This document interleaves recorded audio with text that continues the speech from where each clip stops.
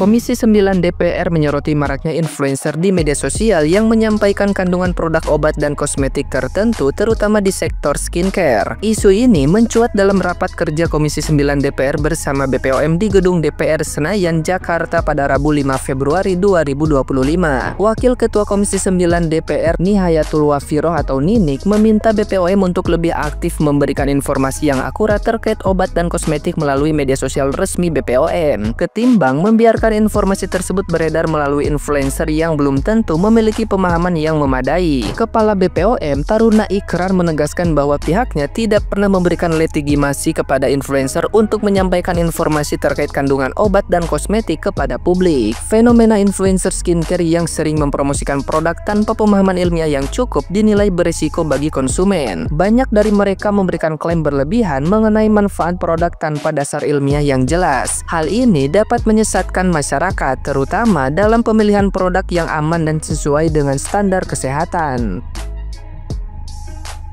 Nah, gimana nih menurut netizen yang terhormat? Silahkan berkomentar ya.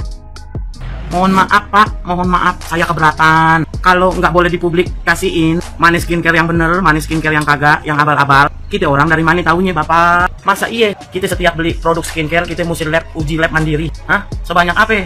Duit warga Indonesia termasuk emak-emak kita buat beli skincare aja. Permasalahan kulit kita banyak, udah empot-empotan Pak. Apalagi nggak boleh dipublikasiin. Kesian dikit apa sama masyarakat. Masyarakat tuh pada kebantu sama adanya dokter. Kita nggak usah capek-capek uji lab, kita nggak usah keluarin duit buat uji lab. Udah ditesin sama dokter, kita udah tahu mana yang isinya gedebongan, mana yang isinya air, mana yang ada kandungannya, mana yang kagak. Biarin aja Pak, orang ngebela rakyat, ngebela masyarakat, biar yang punya usaha skincare pada kagak ngadi-ngadi, cuman pengen duitnya doang, sama produknya kejual semua.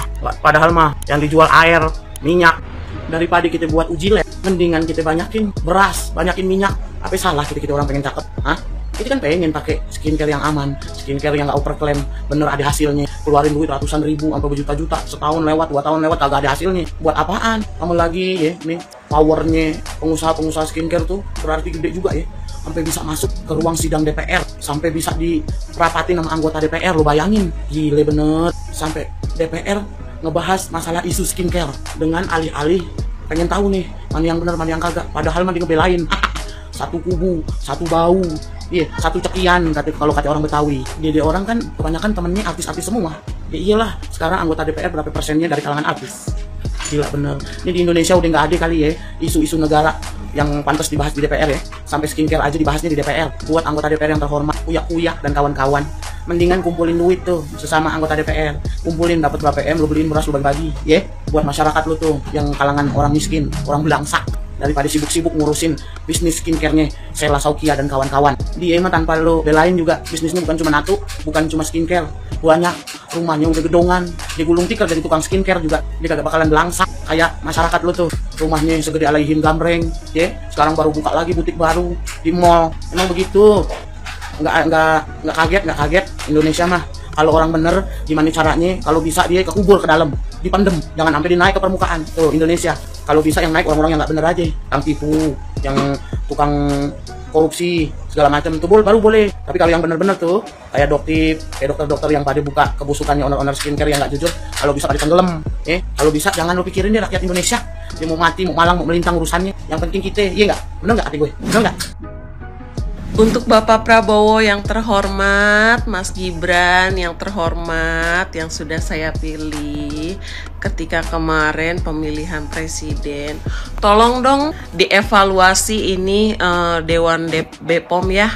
Saya sebagai konsumen, sebagai masyarakat Indonesia mempertanyakan ya, kenapa mereka dengan mudahnya membuat statement kayak gitu. Padahal dengan adanya reviewer, masyarakat sungguh sangat terbantu. Kami masyarakat yang banyak sekali dibodoh-bodohi ya, dibodoh-bodohi oleh oknum-oknum rakus harta ya, gila kekuasaan, oleh oknum-oknum yang tamak ya. Kami merasa terbantu itu kami jadi pintar untuk memilih produk-produk yang bagus untuk kami, untuk kulit kami, untuk kesehatan kami. Sedangkan dalam BPOM ini kami saja masih mempertanyakan satu hal. Bagaimana penanggung-jawaban BPOM pada kasus parasetamol yang sudah memakan korban jiwa? Bagaimana pertanggungjawaban BPOM pada obat-obatan yang berbahaya yang sudah beredar di masyarakat? Sebelum adanya reviewer ini, banyak sekali owner-owner brand skincare yang ternyata barangnya adalah barang yang tidak layak untuk dipakai oleh konsumen. Justru barang-barang yang tersebar di masyarakat ini cenderung merugikan konsumen secara finansial dan kesehatan. Jadi saya sebagai masyarakat ingin meminta kepada Bapak Presiden Prabowo yang terhormat dan kepada Mas Gibran yang sungguh sangat saya percaya bahwa kalian bisa membenahi Indonesia ini dari mafia-mafia tidak berguna, sampah, dan tidak bertanggung jawab. Karena itu, tolong dievaluasi lagi kebijakan BPOM karena kami sendiri sebagai masyarakat bingung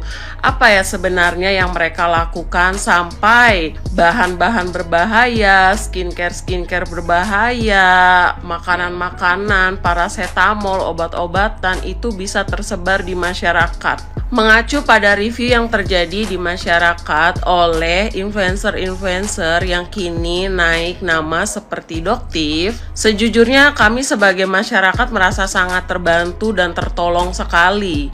Kenapa? Karena melakukan tes lab itu membutuhkan uang dan tidak semua masyarakat Indonesia mau melakukan dan bisa melakukan hal itu. Jadi kembali lagi kepada Bapak Presiden dan Mas Gibran yang saya hormati, tolong dievaluasi karena kami bingung sebagai masyarakat harus mengadu pada siapa lagi. Kami bingung sebagai masyarakat apa arti dari Undang-Undang Perlindungan Konsumen. Ternyata kami sendiri dijadikan tumbal atau korban dari kerakusan, ketamakan harta, dan ketidakmampuan organisasi yang seharusnya melindungi kami. Terima kasih. Gue masih bingung loh guys sama kalian. Sebenarnya mau kalian tuh apa sih guys? Mau kalian Doktif itu tetap nge-review skincare atau dia stop nge-review skincare gitu? Mungkin kebanyakan yang pengennya yang stop kali ya. Biar apa? Biar kayak dulu bebas jualan gitu loh. Nggak ada yang bongkar-bongkar, jadi aman. Jualan terus gitu ya. Jadi maunya Doktif nggak usah review-review skincare. Biar yang kerja tuh BPOM aja. Selama ini kan BPOM kan kerja. Pasti kerja, cuman kan pasti tenaga kerja kurang sehingga banyak yang lolos, overtime lolos, yang ada kandungan berbahaya lolos, yang ada etiket birunya lolos gitu. Nah, buktinya itu udah nyata, banyak lolos kan? Jadi dengan munculnya Doktif nge-review skincare itu sangat membantu BPOM kan, harusnya membantu kan. Lagian BPOM nggak pernah melarang Doktif untuk mereview skincare, ini nggak boleh, karena sebagai konsumen mereview skincare. Jadi harusnya owner itu udah tahu sebelum mereka terjun ke dunia bisnis skincare, pasti mereka udah punya pemikiran yang matang, pasti udah bisa pikir kalian mau yang jangka pendek, jangka panjang. Kalau jangka pendek, yang jangka pendek ya kalian suka kalian ciptakan produk gitu, tapi kan nggak mentingin nama baik kalian. Ya overclaim ya overclaim, isinya kalian yang penting orang lain nggak tahu. Nah, setelah dibongkar Doktif ternyata overclaim, apa yang terjadi? Reputasi brand kalian turun, nama baik kalian turun, penjualan rating kalian turun, kalian salahin Doktif. Oke? Nah, coba kalau misalnya kalian pikirnya tuh jangka panjang. Jangka panjang kalian ciptakan produk yang bagus, yang ada hasil, yang memang bermutu, yang nggak overclaim, nggak ada kandungan berbahaya. Apa yang terjadi? Nama baik kalian naik, reputasi brand kalian naik, rating penjualan kalian makin naik. Siapa yang on? Kalian juga kan pemilik skincare kan? Jadi kalian punya pilihan guys. Sebelum kalian terjun ke dunia bisnis, kalian punya pilihan guys. Jadi kalian jangan pernah nyalakan Doktif. Doktif itu hanya membacakan hasil lab dari kalian sendiri. Kalian jangan bilang saya sudah merintis dari nol. Brand saya, aku udah capek-capek ngerintis brand aku dari nol. Tapi sekarang ternyata hancur gara-gara satu orang. Gak boleh kalian pemikiran gitu. Coba kalian balik. Coba aja dulu aku ngeluarin skincare tuh yang bagus. Mungkin sampai detik ini brand aku baik-baik aja. Walaupun mau di-review sama siapapun, hasilnya tuh tetap bagus. gitu. Jangan sampai kalian bilang buka aib. Nggak ada namanya buka aib. Buka aib tuh masa dia mencari ke sisi buruknya, dia bongkar ke semua orang. Masalahnya dia semua dia bongkarin. Itu bongkarin orangnya ya, bukan produknya, orangnya. Nah itu buka aib. Kalau ini kan Doktif hanya membacakan hasilat dari SIG. Jadi jangan bilang itu buka aib. Coba kalian benahi diri ya, ngaca dulu gitu ya. Aku nih berharap semoga owner skincare yang memang sudah terbukti overclaim, ya minta maaf, benahi, itu aja sih, simple, benahi aja, minta maaf gitu, jangan tantrum. Dua, terus yang baru-baru mau berbisnis skincare, tolong ya. Nah, kalian udah dapat pengalaman ini kan. Nah, kalian pasti harus punya ini, mikir, ciptain produk yang bagus biar nama baik kalian baik, nama baik kalian bisa naik. Gitu ya. Salam cerdas, semoga kalian makin pintar. Gimana sih? Review boleh, untuk masyarakat boleh, tapi diumumkan jangan. Ini gimana ya? Kok aku susah mikirnya. Ini contohnya aku nih, mohon dikoreksi. Contohnya, nah misalnya nih ya, review kayak aku kayak gini nih, terus aku share di TikTok. Ini gimana? Coba koreksinya Pak, soalnya kok saya susah nangkepnya gitu loh Pak. Review boleh, untuk masyarakat boleh, diumumkan jangan. Coba ajari aku orang awam ini.